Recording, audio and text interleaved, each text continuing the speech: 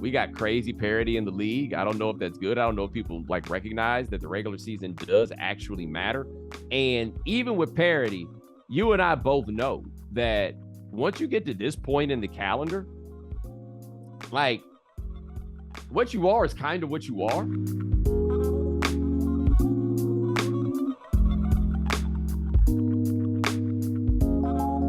Ladies and gentlemen, welcome to The Right Time. My name is Bomani Jones. Thanks for listening wherever you get this podcast. Rate us, review us, give us 5 stars. You only give us 4 stars. I'm inclined to believe you are a hater. It is that time of week. We have a guest join us coming live from Yahoo Sports, Sirius XM NBA Radio. Podcast coming soon. Vinnie Goodwill, what's going on? Let's get into this, Bo. It's time for me to talk you off. Well, hold on. First, before we get into the NBA and some other stuff and that thing that you're talking about, tell the people the details on your radio show because I want to make sure the folks check it out. Oh, the new podcast. Oh, gotcha. Yeah. Gotcha. New podcast coming, I believe, Bo, sometime in the next 3 to 4 weeks. The Good Word is going to be on Yahoo Sports. It's going to be probably wherever you get this. On the Spotify's, on the Stitchers, on all those other platforms. It's going to be me. Going to have guests. Hopefully, Bomani, you can join us. Yeah. You know what I mean? Going through the kinks, working the kinks out, theme songs and, what can I say? What can I say? Stuff like that. So it'll be out next month. It's exciting, ain't it?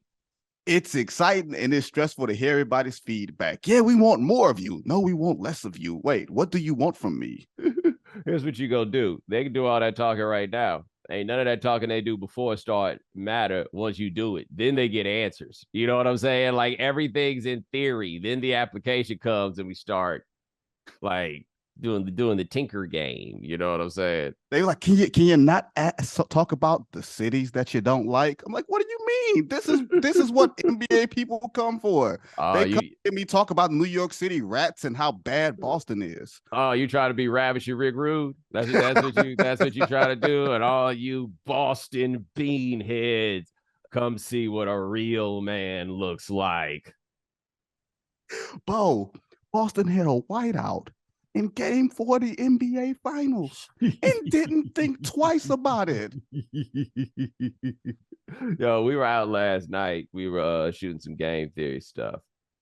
And I don't remember what happened, what the context, whatever it was. But some dude in a Celtics hat and like all the Boston accent said something like demonstrably angry. And somebody I was with was like, is he from Boston? I was like, really? What tipped you off? What was like, that's the one thing about it is you never have to say, are you from Boston? It might be somebody from the Boston suburbs and you don't recognize that they are from Boston, or maybe they're black, right? Like Howard doesn't necessarily give you Boston, but that's just because we be erasing the black people from Boston. The dude, Dart Adams, who hates my guts, makes that point, and he is correct. He misunderstands how it applies to me, I believe, but he is right about that. We be acting like them black folks in Boston ain't there. It ain't our fault. Them white folks are just dominant. You know what I'm saying? Like they fill up all the space.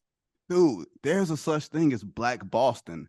Mm-hmm. And it's almost like you wouldn't have ever thought that this place actually exists until you go there. Yeah, but let me tell you something interesting about Black Boston. A buddy of mine who lived there for a while and is not from there was talking to me about Boston. And it was actually like a low-key defense of white Boston.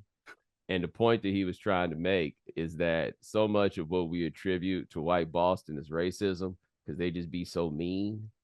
He's like, but you can go take this to a barbershop in Roxbury and hear the exact same thing. You know what I'm saying? Like that's the thing. Like my man Howard don't like people. You know what I'm saying? Like I'd be very curious to know like how if I'm in Houston or I'm in Atlanta, I start sounding more like those places when I'm actually there. I'm afraid to go to actual Boston with Howard. I'm afraid it might be a person that I don't even know. You know what I'm saying? You're gonna come up with a Mayor Quimby sort of accent one day. No, I less about an accent and more like, damn, why you say that to him? He ain't mean nothing. Like, what do you mean? Like they so mean to each other. They'd be like, yo, what's the problem? Just it's just how we talk. They are legit angry people. Like, there's that thoroughfare that you walk through to get to the garden that it's a pretty long street, and you walk by a number of people. And if you just hear the conversations they have with each other, you think they'd be ready to fight. You Yeah. turn around and look, they're smiling and laughing. Like, wait a minute, man, get away from me. Y'all be ready to start. Y'all ready to start a war over there. Dog, I told you, I've told this story before. I'm going to tell it again. I don't feel like I'm talking out of turn. Okay. So I went to Sloan last year and I did a one-on-one with Calvin Johnson. And so we're leaving, and there's some dudes standing outside as we're getting ready to leave. And apparently they had seen him on the way in, and it's autograph hustlers, right? Like I didn't realize how strong this goes with these cats, man. These people are trying to get these autographs so they can go sell them. And so the dudes don't want to sign the autographs, right? Like if if Tiny Tim came out there on some crutches, they're like, yeah, I got you, little homie. You know what I'm saying? But these grown men with collectible helmets, like you got a collectible Lions helmet and we're in Boston. Come on, man. I'm having a hard time believing that you a fan of the team, right? So he's walking. He's a really nice dude. And so he's not really saying anything. He's just trying to like go through. He better than me because I'd have been like, yo, let's put some pep in our steps. You know what I'm saying? Right. You've been with me. I don't have any conversation I don't You move feel brisk. like having. You Yeah. move brisk. I move brisk. Yes. And so the guy finally realized that the Calvin's not going to sign the autograph. And he's like, Calvin, stop, or something like that, right? Because he had waited the whole time, right?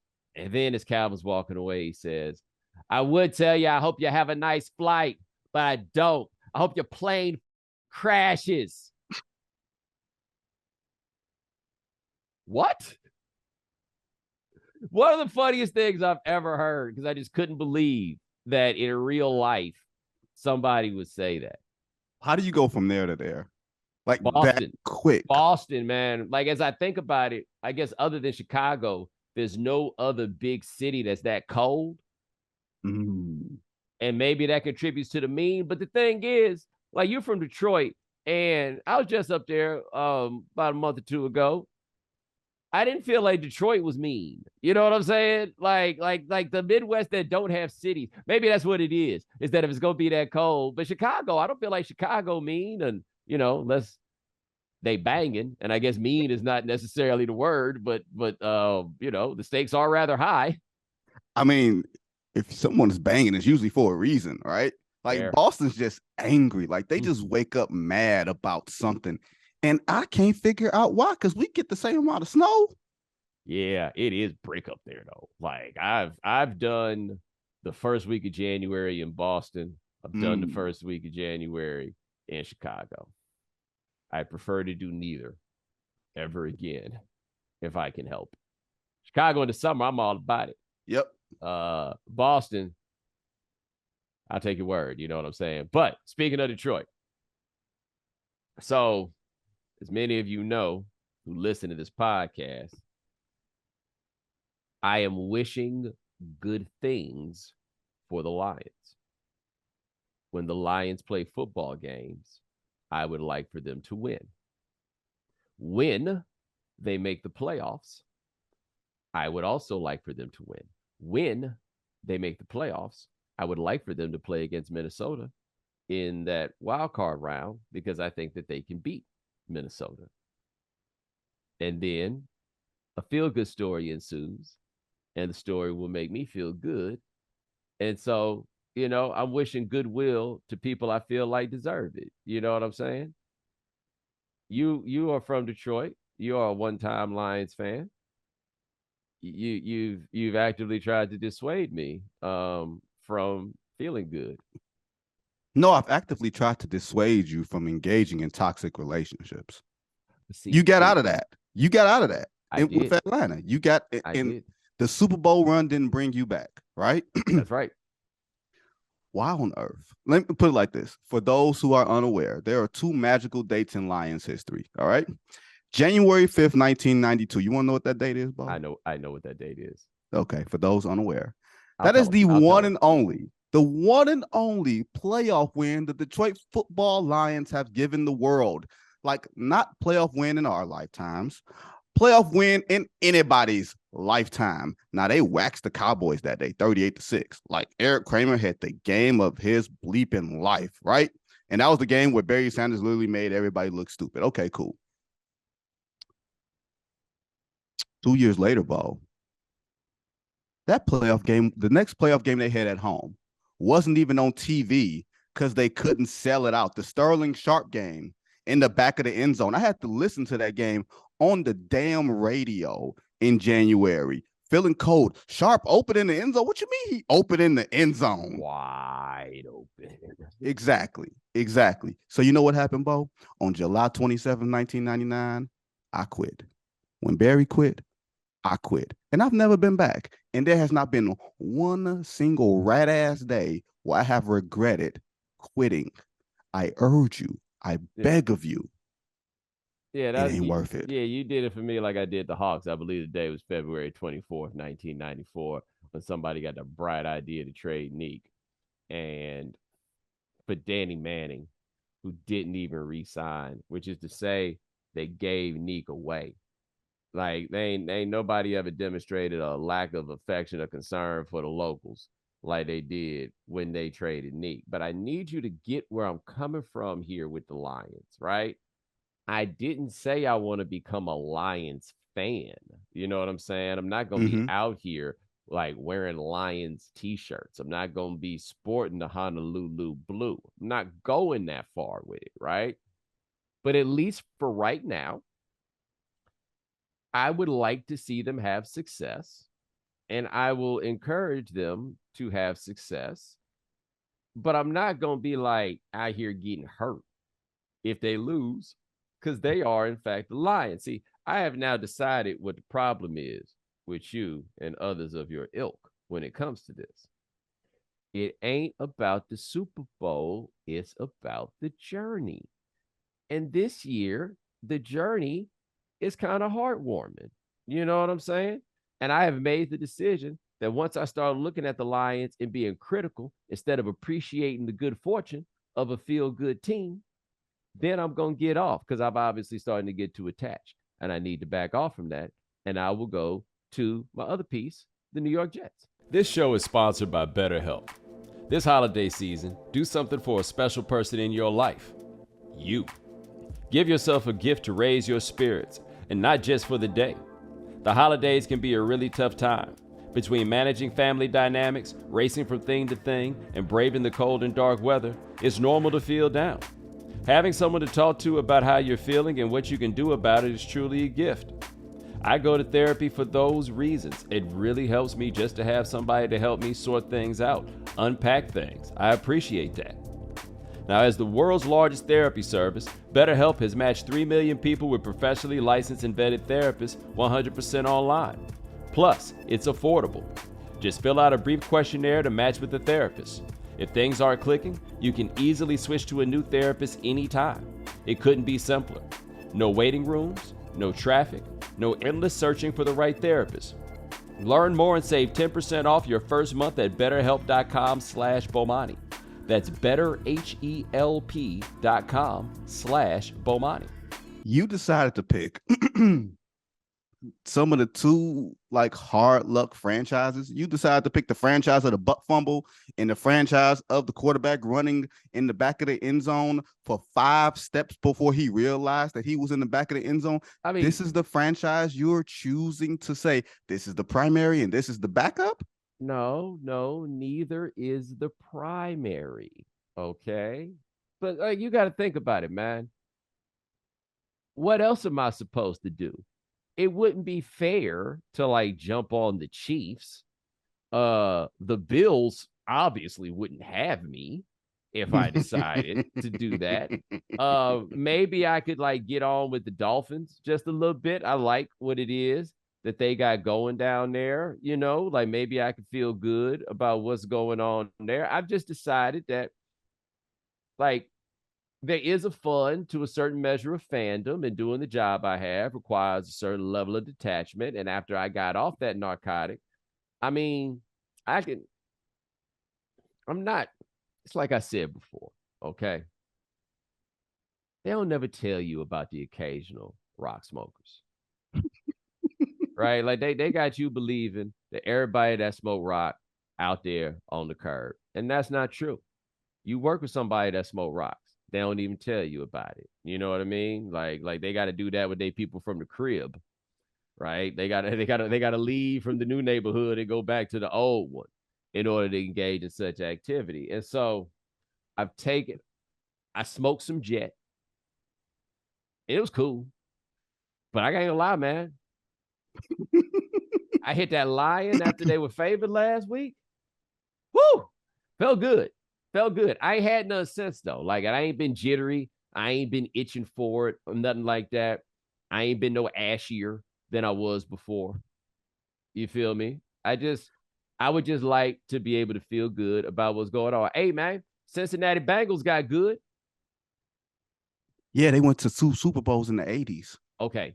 And what happened after that? You know what I'm saying? Like the Lions had won a playoff game since the Bengals had. Before last year, you mean? Before last year. Once again, and that's fine. I'm going to have another story for you.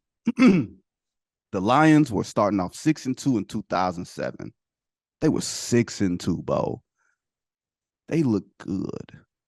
And they had a national TV game, I want to say against the Denver Broncos, to go 6-2. It was in the 4:00 window. Big Sean Rogers. Shout out to your boys in H-Town, right? Big Sean Rogers had like a fumble return or interception return. Like he's like a defensive tackle, like big dude. Does like a flip into the end zone, forward field, loses his collective mind. They went like 45-6 or something. For those unaware, after going 6-2, the Lions won one game out of their next 24 contests. They won one more game the rest of that year. Then they went 0-16 the next year. Yeah. Go ahead, Coach. I see your lips forming, but. No, I'm not gonna say but, right? What I'm saying is, in the event that happened, I just jumped ship. They missed one paycheck, and I'm out of here. I'm out of here. Ain't no romance without finance in here. You know what I'm saying? Like that's where it goes. But I mean, I just want to add a little. They won a game where they beat Kirk Cousins, Bo. Have higher standards. I know. But I went through this. You heard me go through this. Their record is better than it looks like it is. They have a positive point differential. They are going to the playoffs. I feel very good about saying that. And Dan Campbell and the Bros.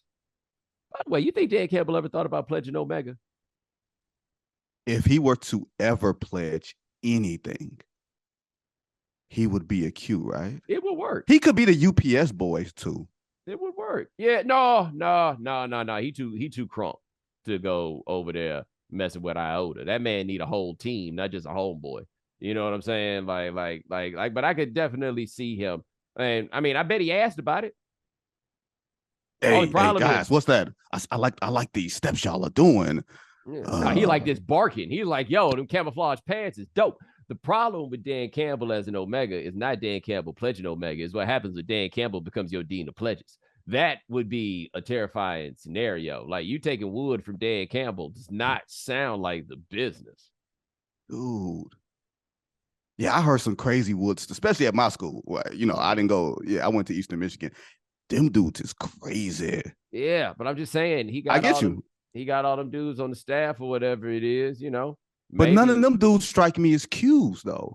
Deuce Staley absolutely strikes me as yes, and Deuce Staley is the Qest of the Q. Like Aaron Glenn, not so much. That's an alpha. He's one of those distinguished brothers. Yeah, I see him more Sigma, where it could go a bunch of different directions, right? He just like the dudes he hang out with. That's a great point. like that's how that goes. Let me tell you something interesting that happened the other day before we get to some basketball.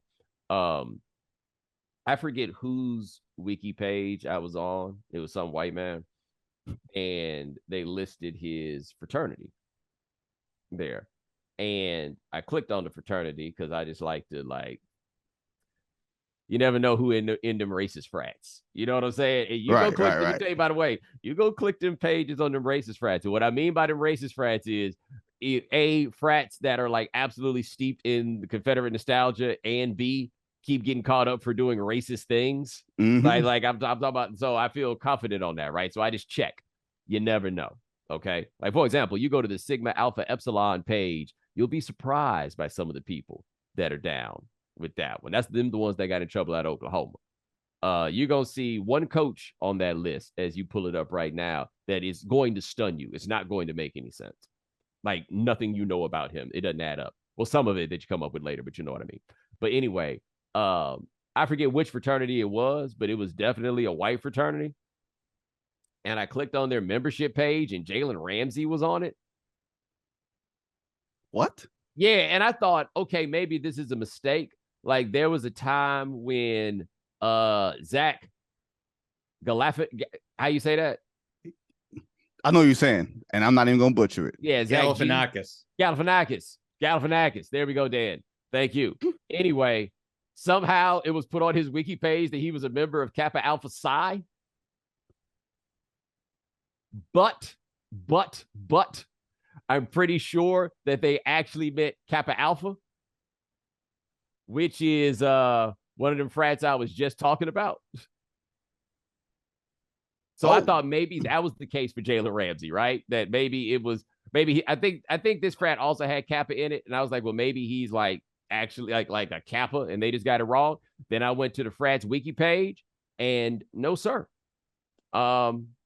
He actually is a member of a white dude 2-letter fraternity, and I am more confused than I could possibly make you understand. I have just found the person that you are talking about. Yes. Pacific Northwest? Yes. Didn't see that coming, did you?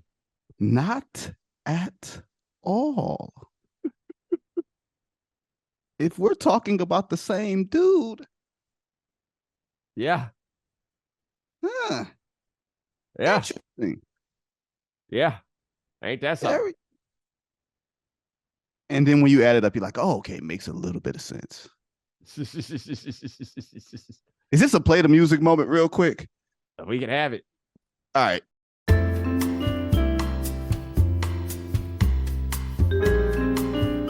Thank you for your patience. A representative from the right time will be with you shortly. Your current hold time is 15 seconds.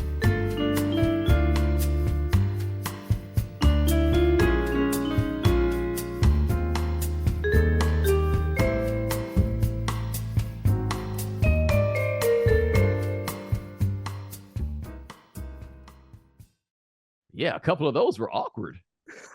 Very much so. Whew. Okay. Moving on to the NBA. I talked the other day about how we got crazy parity in the league. I don't know if that's good. I don't know if people like recognize that the regular season does actually matter. And even with parity, you and I both know that once you get to this point in the calendar, like what you are is kind of what you are.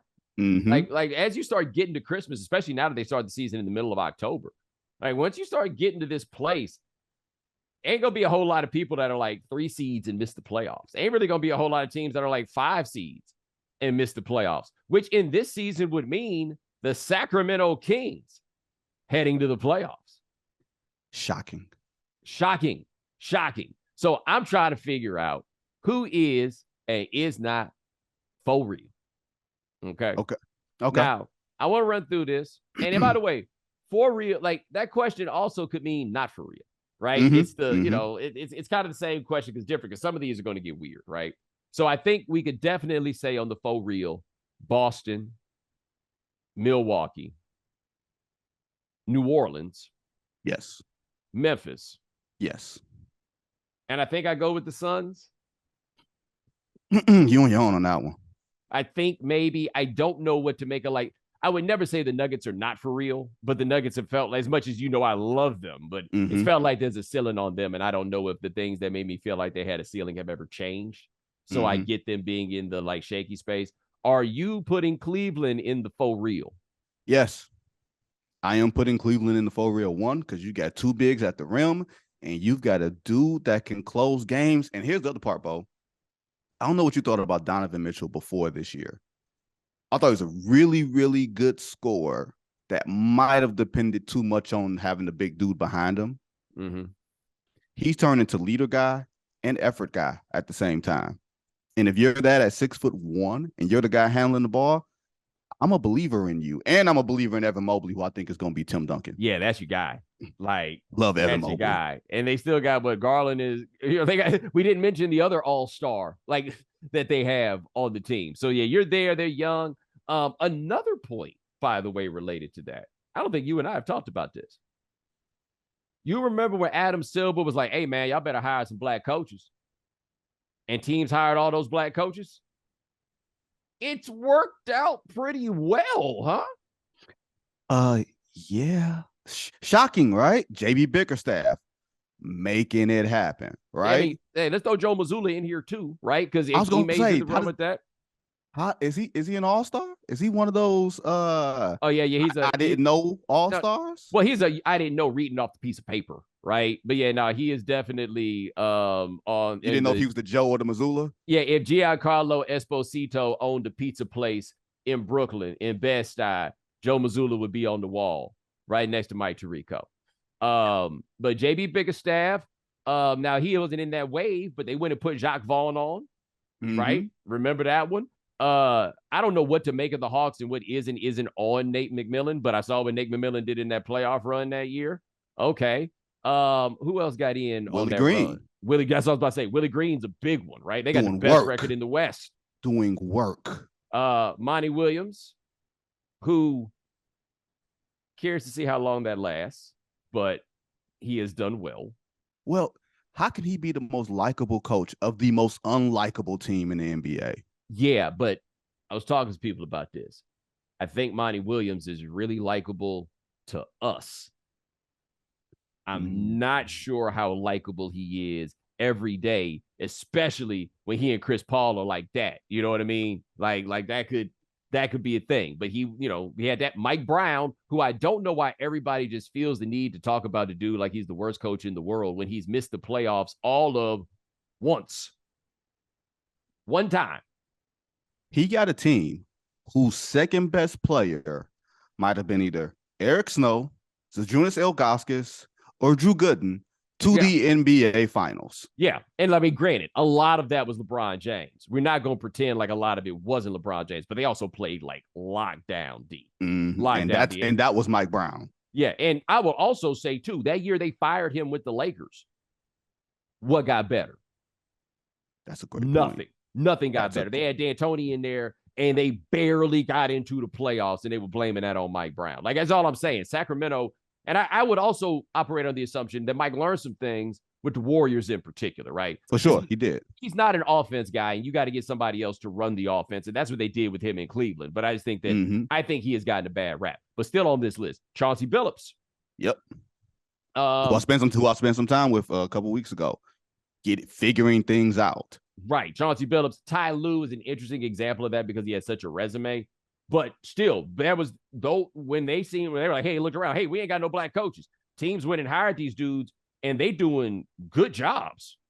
Right? Like I say, Jacques Vaughn got back to life with the Nets, and I believe that is where we should start. Are they for real? I was literally thinking that because I knew you were going to go there. We don't talk about the Nets unless they doing something crazy. We're so unfair. We don't think about the last year. It's been Kyrie with the vaccine, James Harden acting a fool, Steve Nash not knowing what he's doing, Kyrie with the, Black Hebrews and Jewish, all that sort of stuff, right? And next thing you know, you forget that Kevin Durant might still be the best player on earth, or is at least in the tier 1 conversation with Giannis and Steph Curry, and maybe if there's anybody else you want to put in that category. Jokic is still in the discussion, no matter what anybody wants to say.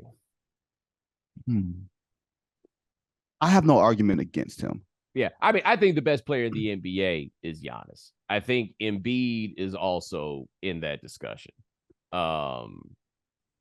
Availability with Embiid. Yeah, that's fine. I can live. I don't need you to be. I don't need you to No, play nitpick. Yeah. all these regular Yeah. games. You know what That's I'm a good saying? I point. guess while I'm arguing the regular season matters. But I still think like he's up there. But you're right, Durant. I mean, he can't be an impactful defender, and that's my issue with where we have here. But he'll be able to score until the day he dies. Well, and the only thing that gives me pause, because they've won like 8 of 9 or something ridiculous like that. Home schedule, and they've beaten nobody. Yeah. But there's going to be stretches throughout the course of a season, over 82 games, where you're going to have a home stretch and you're going to play nobody. But we haven't heard anything about them. Their defense has gotten better. They look like they have a plan on what they're doing. Maybe Steve Nash was the problem. Yeah. At the very least, he was a problem. Like, I did not think that he was as much of a problem as it appears that he was, but he seems to be a problem. And it sounds like Jacques can get through to these cats differently than Nash could.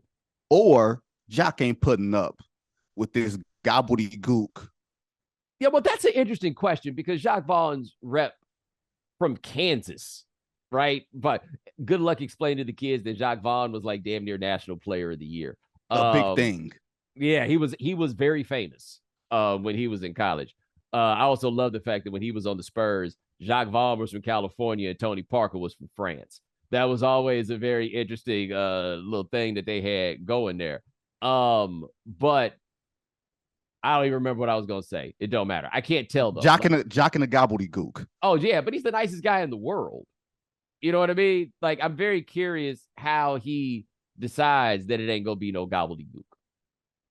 Yeah, especially when you look like Black Santa at this stage of your life. Can you imagine how a black man like Jacques Vaughn, who done went through the coaching ranks, hears Kyrie say, "Hey, coach, guess who coaching today?" Who, Kyrie? Me. Yeah, but you know what though? Kyrie strike me as the sort of dude that like a really big old beard means like, yo, I gotta listen to that man. You know what I'm saying? I think Kyrie out here listen to a bunch of freeways. You know, like his inner circle of influence is either freeways or dudes with no facial hair at all. Like that's who he's going. But I can't tell with them. I'm gonna move on quickly. The Philadelphia 76ers. What are they? A team I don't believe in. Because your second best player doesn't realize he's no longer your second best player. That's the problem. And I make the argument that you can't win if your third best player is Tyrese Maxey. Too small, man. That's your second best player, though. I'm just saying, but that's a problem for them. Like your players are your big man and a little guard. And a big man, as you say, that comes with some availability issues. I don't feel like that's a solution to winning. But I was talking to somebody about this who says the thing about James Harden is not necessarily like, I want to play this one way and nothing else. But he can't do anything else. Like, no matter what happens, no matter what we hear before the season, anything else, James Harden's at the top of the key, dribbling the ball between his legs. That's it. That's the Glenn Robinson line. They knew who I was when they signed me. Look, I think it's less about him per se and more the construction of the roster. Like, I was looking at his free throw numbers a couple years ago. I think the pandemic year, before the pandemic, he was getting to the line 12 times a game. Bo, he's getting there half that amount now. So not only is he not drawing the contact, the refs aren't buying the contact. So he's just standing out there doing step back after step back. And that ain't what Philadelphia needs. They need someone to actually put pressure on the defense. And shall we say, everybody has a clock. That clock been start ticking on James Harden. And unfortunately for him, they don't have an alternative. Like, Tyrese Maxey is really, really good. But in this Eastern Conference, where the two best teams in the NBA are the two best teams in your conference, you might not even make it out the first round again this year. And look, man, nothing says decline like I can't get to the free throw line anymore. I didn't plan to talk about these guys for very long, so I'm just throw this out here. LeBron James is playing 36 minutes a game, which is incredible at his age. Okay. He's getting to the free throw line 4.8 attempts per game. The peak of LeBron is 10.2. Last year, it was like the last 3 years have been in the neighborhood of 6. Once people don't have to foul you, oh, baby, we got a problem. We got a real problem here. I think Russell Westbrook is another guy that you can look at and go look at how those free throw attempt numbers have declined over the years. Well, here's the other part. Neither one of those guys are like really good free throw shooters anyway. I want to say they're both probably around like that 67 range. They do the calculus on that. They're like, look, what's the better play? If you're LeBron, what's the better play? Me taking this 23-footer or me going down the lane, getting fouled and having to go to the line? I don't think he wants that. No. And he's free throws have always been in his head. Like that is another part of it. Is that did you see the game? Did you see that topsy-turvy game last night? Or did you fall asleep? Oh, I definitely did not watch the end of that. 20-point lead, 20-point deficit, goes to 13-point lead, goes to overtime in 3 minutes. And who missed free throws in the final possession?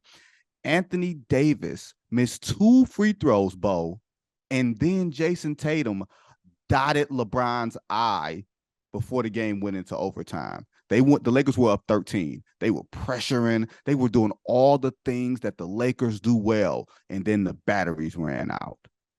Yo, because I was looking at the score and the Celtics were beating them by like 15 at the half. I was like, okay, I ain't even really going to go see what's up with that. The Celtics, it literally showed the entire flaws. And I didn't know how much you want to get into this. The Celtics showed their entire flaws where I was like, Joe Mazzulla, your team is self-destructing. Call a timeout. Get some dudes in there. It was all the things that we saw in the finals last year where there was bad shots or no shots. And then you know what happened, Bo? It's the most miraculous shit in the world. They figured it out on their own. Like they literally, in the moment of going down 13, Jaylen Brown turned the ball over, Tatum turned the ball over, Lakers getting out on the break, Staples Center rocking. I don't remember there being a significant timeout called. They just got into their sets and they just started making shots again. It was almost like a team that was taught how to play, figuring out, okay, y'all, let's actually play. And they figured it out. And that makes them really scary. Yeah, like if I'm Mazzulla, I spend the regular season letting dudes figure it out because the timeout thing is interesting compared to college, where I spent a lot of times around Roy Williams basketball, right? Which is like Dean Smith basketball, which is don't call the timeout, which I also believe is John Wooden basketball. Don't call the timeout. These things happen. They go up and down. You'll come back around. But the thing is, in college, you can hold all your timeouts. In the NBA, once you start getting to the end of the game, if you got too many, they start reducing them. Right. So there's not a value in having that stack of timeouts. So I tend to be more in line with call the timeout in the NBA. But I do think with a team like that, you got to look at them and be like, yo, what y'all going to do? You know? So my question is the regular season more about the players figuring it out, or how much does Joe Mazzulla have to figure it out, considering he was elevated from the back of the bench? Well, if I'm Joe Mazzulla, we all going to figure this out together, baby. Y'all figure that out there. I'm going to figure this out when we get back to the crib, you know? I'm going to go to the West because I don't have to do this with everybody. I'm going to ask about the New Orleans Pelicans being real, and I mean real like top of the conference real, because I'm going with a yes. I'm with you. They're a top 10 defense, a top 10 offense, and they have a singular, unstoppable force. You can't stop Zion from getting to the bucket. Bo, this man is his own screen and roll. Yeah, my bad to everybody who heard me say it the other day. Vinny said it first. I meant to give him props on that. This man just, look, he get that shoulder. And now, you know what I saw him do the other day, Bo? He went from the left wing to the middle using his right hand and then dunked on somebody. Was that Walker Kessler that he did it to? Yes. What made it so bad on when he did that to Walker Kessler is, you know, that look. Like when he got the ball on the perimeter, it was, oh, he's food. I see food. It's time to eat because the food is ready. He had that cocky little hop to him. And then Walker Kessler was like, oh, help. Help never came. Look, you looking over. Man, why'd you come over here? Man, you see what's over there. Yeah. I ain't coming late on Zion. Because here's what you're not going to do. Block that dunk. You know what you want? You know what happens when someone comes late? You turn into Brandon Knight. Yeah. Try to prove something. gone but not forgotten. You'll never be forgotten, Brandon Knight. We will remember you forever. But no, they've got that. I think they got a good composition. And by the way, what they doing right now, like I know they got smoked by the Jazz on Tuesday night, but Brandon Ingram isn't playing. And He's I hear not people playing. He's been battling injuries more than Zion has this year. Yeah, and I hear people make the argument that Brandon Ingram, he's bristling at the idea of playing behind Zion. I'm like, maybe I don't really see that. Right? I think their games can easily work together. Because they don't occupy the same space on the floor. No. And Zion doesn't need the entire. This ain't Giannis and Jabari Parker. You know what I mean? Like right. One person needs the whole floor, the other person doesn't. This ain't that. Like they both operate. Look, Bo, they are built to play in the playoffs. Yeah. They are built for playoff basketball. Look, you've got wing defenders.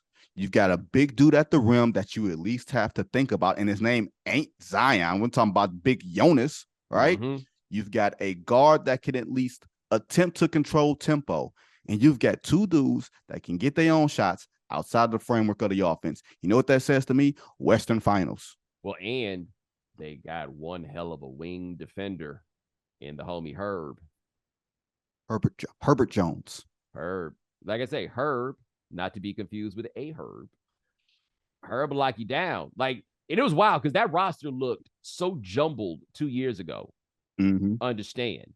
And I don't know how much of this is because Stan isn't the coach now. Like, I mean, I think Stan is a really good coach. I don't know how much of what they were 2 years ago fell on him because it wasn't like they were like great rolling through last year. And then it just seemed like they all figured it out. And then they added Zion. And here's the other part of it that I give Zion a lot of credit for. He saw what was happening and he didn't come in and like try to completely change the program. He just assimilated himself, and all the things that you've heard about him before then from all those people down there.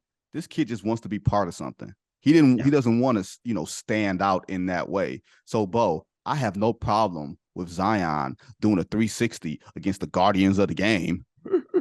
Yo, they weren't even mad about that. Alvarado and Chris Paul. Like, Alvarado's like, yo, the difference between me and you is I'll fight.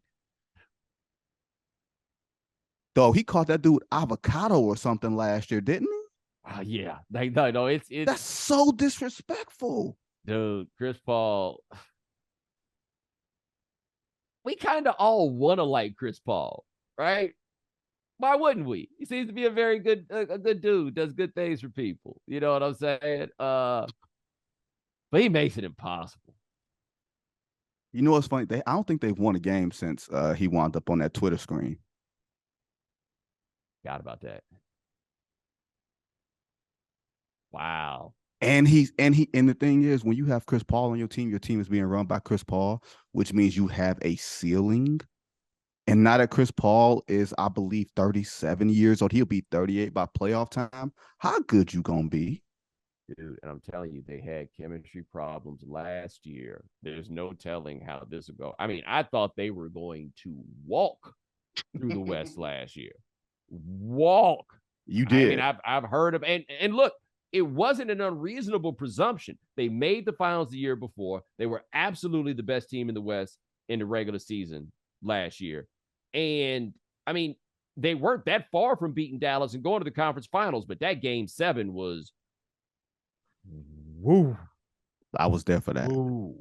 I was there for that. That was the most stunning, unexpected like it happened in the first minute. And teams don't come back from that. Yeah. Teams don't come back from that. Everything that happened there, teams don't come back from that. Well, if they're going to come back, they're not going to be 16-12 to start the year. Right. And who knows what the DeAndre Ayton situation is after the way that it ended last year. They say they all good. Who's to say Jay Crowder at the Casa because he don't want to play there no more, but they can't find nobody that wants them bad enough to give them whatever the hell it is they want. Like, watching where they go for the rest of the year is going to be interesting. Now, Portland, I'm leaning toward not real, but you tell me because I ain't going to pretend like I've been staying up late watching that. I think Jeremy Grant makes them more real than they've been before because they've never had a wing third option who could defend, hit the three, and get his zone. Look, here's the thing about all these West teams, Bo. All these teams are one move away. All of them are one move away from saying, you know what? We can get into that Golden State second round, game 6 conversation. That's all you're trying to get to is game 6. If you get to game 6 in the second round, facing elimination or up, you feel pretty good about your season, and then you roll the dice from there. Portland's one move away, right? Okay, here's one I have for you. The Golden State Warriors. I was just about to say, I can't make sense of the fact that they're 12-2 at home and 2-12 on the road. Like, the team is young in many places, but it's still Steph Curry, it's still Draymond, it's still Klay Thompson, right? They won the championship last year. I cannot believe that team is so bad on the road. It doesn't make any sense to me whatsoever. Well, they've punted games on the road too. Remember that. They've punted games on the road to the rest Steph and Klay and Dre. They punted 2 games in New Orleans, which I thought was really, really insulting, right? Right. So you punt games. Where do you sit on James Wiseman is probably the question for this team. Because I was in a Wiseman camp. It's getting tough. It's getting tough. I don't know where to sit on him. It's getting hard. And here's the thing. Where do you go? Like, is this franchise fatigue? Like, I'm not gonna say that, teams that take that China, those overseas trips, in the preseason, it does take something out of them going into the regular season. Then you add Draymond going Mike Tyson punch out, right? Mm-hmm. And then you're the champions. And then you got these young dudes that want to get their own. Like, what do you tell these young dudes, Bo? Sacrifice for the greater good of the team, because we're going to win a championship. Then you win a championship. Right. Okay, what am I sacrificing for now? Oh, so y'all can get another one? That's what y'all can get another one. Yeah, so your greedy old asses can get one more out the door. Oh, okay. I hear you. I want to run 2 teams by as we get toward the end. 1, Minnesota. And Minnesota right now is 1 game under 500. The thing about Minnesota for me in this, Rudy Gobert has not made them like the defensive stalwart that we thought they would be. But this is my question, and would be terrifying if I ran the Timberwolves. Are you sure that Karl Towns coming back is going to make them better?